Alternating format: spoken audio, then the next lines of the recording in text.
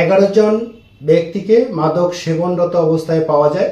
তাদেরকে দেবীগঞ্জ উপজেলা নির্বাহী কর্মকর্তা মহোদয় মোবাইল কোর্ট পরিচালনা করে প্রত্যেককে 6 মাসের বিনাশ্রম কারাদণ্ড প্রদান করে। মাদকের বিষয়ে দেবীগঞ্জ থানা পুলিশের জিরো টলারেন্স নীতি অবলম্বন করে জেলা পুলিশ সুপার মহোদয়ের দিক নির্দেশনায় এবং সহকারী পুলিশ সুপার মহোদয়ের তত্ত্বাবধানে দেবীগঞ্জ থানা পুলিশ আমার নেতৃত্বে নিয়মিত মাদক অভিযান পরিচালনা করছে।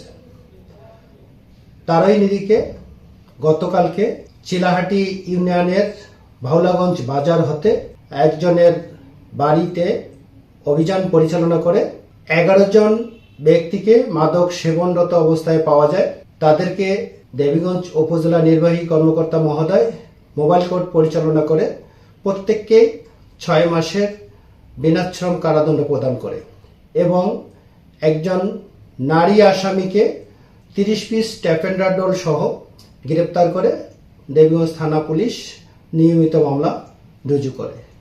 ইতিপূর্বে গতকালকে পৌর এলাকা থেকেও একজন ব্যক্তির নিকট হতে 20 পিস ট্যাপেন্ডারডোল সহ পুলিশ উদ্ধার করে তাকেও নিয়মিত মামলার আওতায় নিয়ে আসা হয়।